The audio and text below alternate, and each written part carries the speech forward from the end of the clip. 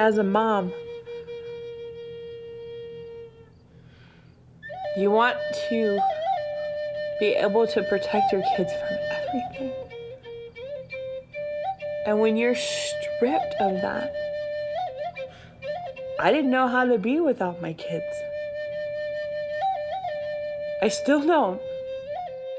This is South Dakota. So they had warehouses full of Indian kids, and they're still there today. I mean, Indian kid after Indian kid was taken away from their parents and put up for adoption. The state can come in and take kids any time of the day, any time of the night. So there'll be more children going to the foster home. That's how it works. That's how abusive these foster homes are.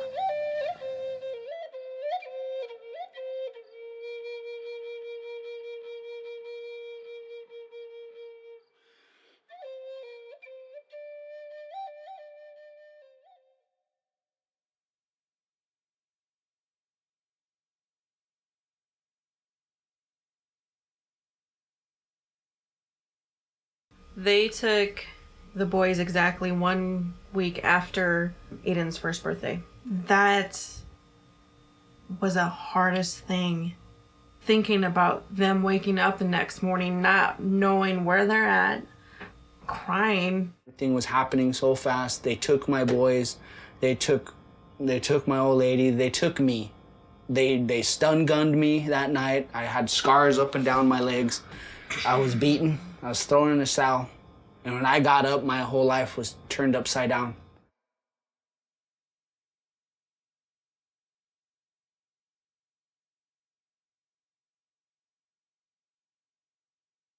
What was really surprising about that night wasn't so much what I was going through, you know, it was what didn't happen that was supposed to happen. I mean, according to the laws that are in place today. Whereas if a family member is present, they can take the child.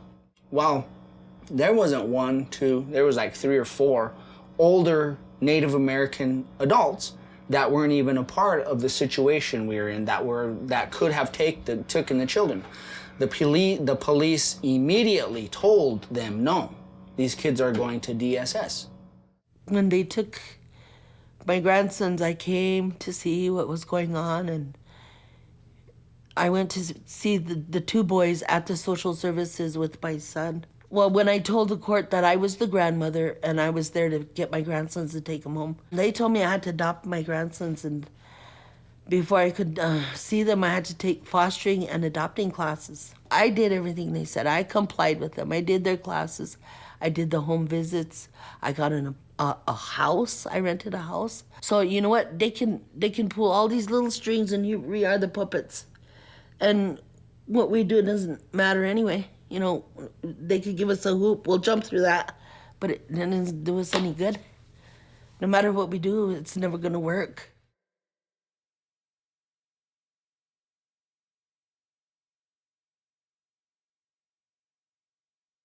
That day in court, they severed our rights, and then I was expected to go and say goodbye. I was told I had an hour to say goodbye to my kids and tell them that you love them and it's not their fault.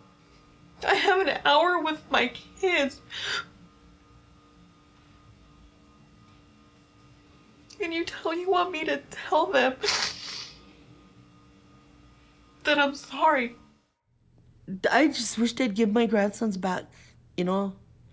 If there was guns, if there was big drugs, if there was prostitution or all that yucky stuff going on in my son's home, I could see them, you know, taking the children away, but over just some argument and fighting to break up this family? The goal of social services, of DSS, is not to tear families apart. It's for reunification of families and keeping that family unit whole. So why aren't they doing that here in South Dakota?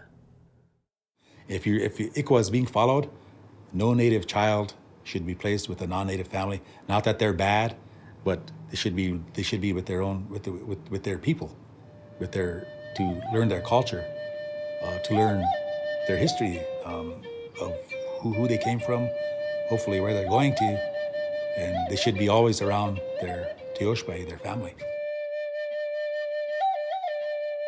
A child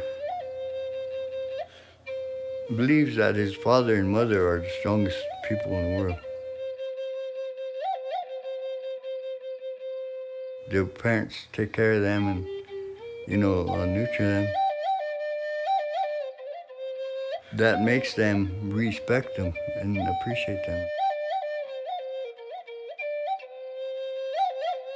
Whenever they think their parents are the strongest people in the world, then DSS comes and slaps them aside, and says, you're doing that wrong, and you have to do this, and you either straighten up or I'm going to take these kids away and put you in jail. And all the respect, all the appreciation, it's all gone.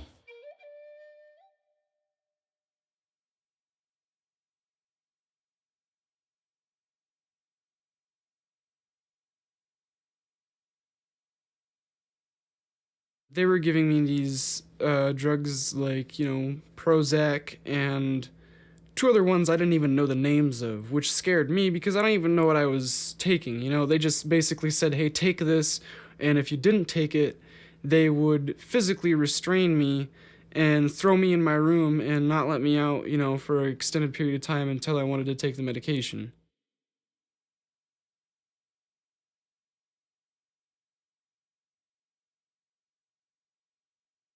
I don't remember any doctor, sitting down and saying this is what you're taking or anything. They just kind of like conveniently come up to me and say, hey, this is a new court-ordered, medication that you have to take because of such and such whatever, behavioral report or whatever. And then be like, this is what you're taking now. And I didn't see a doctor. I didn't have consent. My mom didn't have consent. They basically just said, you take this or you're in trouble. So when you were taken when you were little, why were you taken away? I don't know. They told me, what they had told me was that my parents didn't want me anymore, pretty much. Well, that my mom didn't want me anymore and that nobody really cared. Why did they tell you that? I don't know. Did you believe them at the time? At the time, yeah.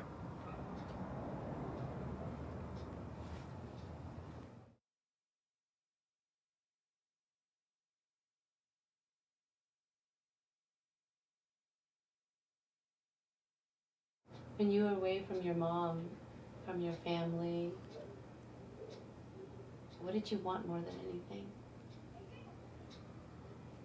Well, to be honest, when I was in placements and stuff like that, I just wanted to die, to be honest.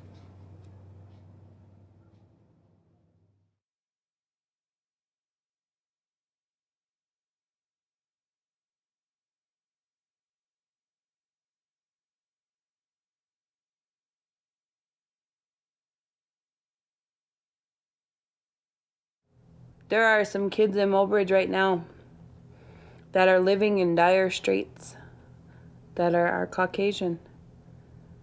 They're left there.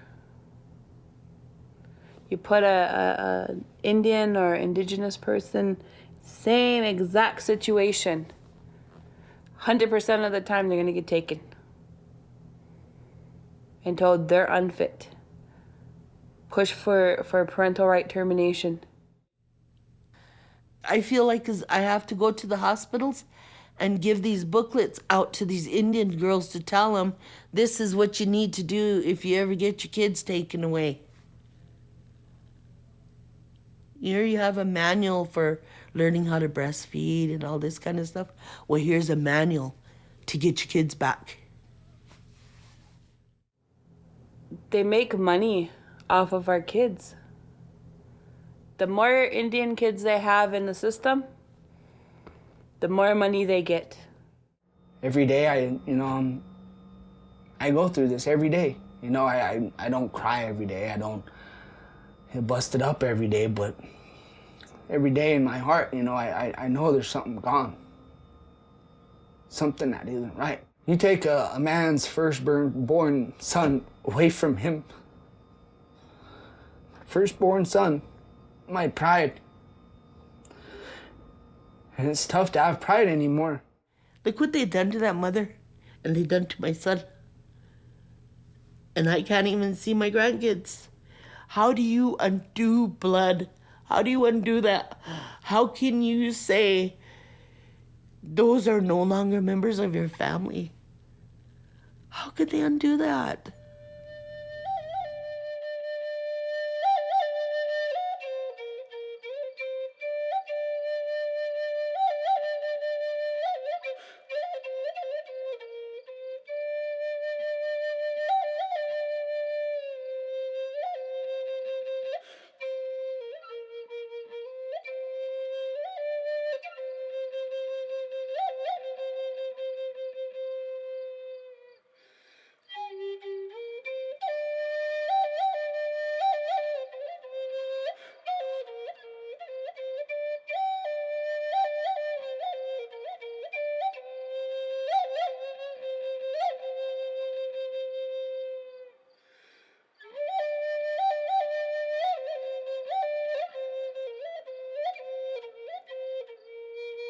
There's a saying, our nation is not lost until all of the hearts of its women are on the ground.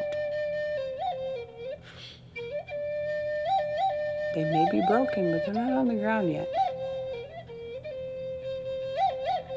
And piece by piece, we're picking them up and putting them back together. Until then, all we can do is hold it close and hold the babies we have close.